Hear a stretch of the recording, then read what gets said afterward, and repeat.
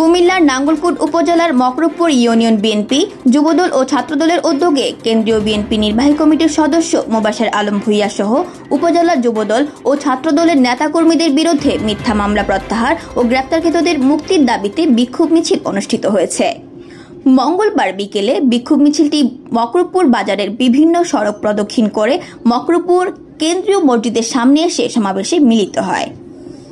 এ সময় উপস্থিত ছিলেন ইউনিয়ন বিএনপির সাবেক সভাপতি শাহ আলম, উপজেলা যুবদলের যুগ্ম আহ্বায়ক আলমগীর হোসেন মোল্লা, উপজেলা যুবদলের সদস্য ও ইউনিয়ন যুবদলের সভাপতি প্রত্যাশী মাহবুব আলম খোকন, জহিরুল ইসলাম, সাগর মোল্লা, এস.এম. সালাউদ্দিন, বিএনপি নেতা মোশাররফ হোসেন, যুবদল নেতা হাবিবুর রহমান, সাইফুল ইসলাম প্রমুখ।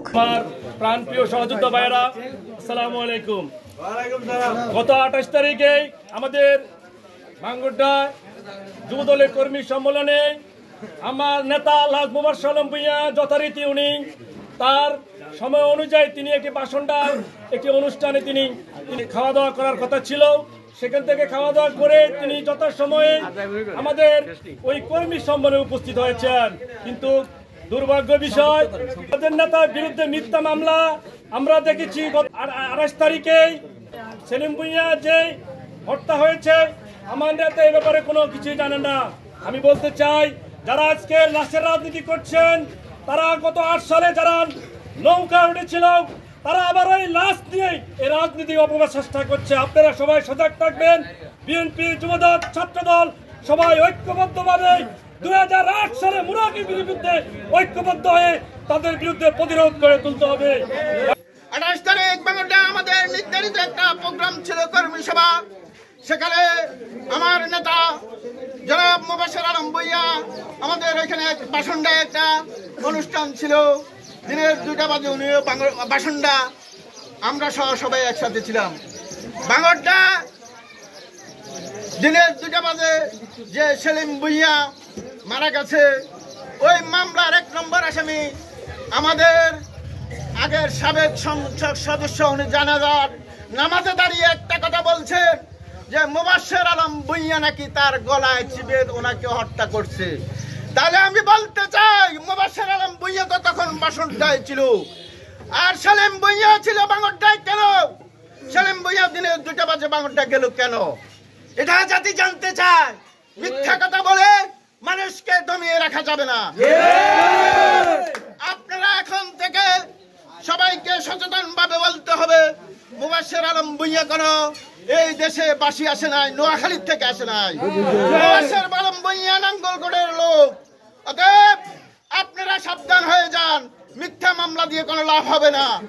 যদি আপনারা মনে করেন মিথ্যা মামলা দিয়ে মোবাশ্বের আলম ভূঁইয়াকে দমিয়ে রাখা যাবে, সেটা আপনাদের ভুল ধারণা। অতএব আপনাদেরকে আমি বলে দিতে চাই, মোবাশ্বের আলম ভূঁইয়া নাঙ্গলকোট বিএনপির অভিভাবক হিসাবে থাকবে, আগামী দিনে থাকবে, এই আশা। বাংলাদেশে সুদিন এসেছে, তখন এক কুচক্রী মহল অতীতে লাশের রাজনীতি করেছে, এখনো আবার লাশ নিয়ে রাজনীতি শুরু করেছে।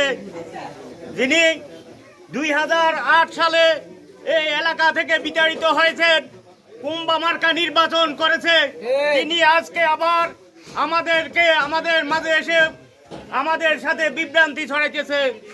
আপনারা জানেন, গত বাঙ্গড্ডা যুব দলের কর্মসূচি ছিল, ওইখানে আমাদের যুব দলের কর্মসূচিতে ওইখানে আপনারা অনেকে জানেন, অনেকে শুনেছেন, আমার নেতা বাসন্ডাতে দাওয়াতে ছিল, উনি প্রোগ্রামে অ্যাটেন্ড করেছেন 4টা কত মিনিটে।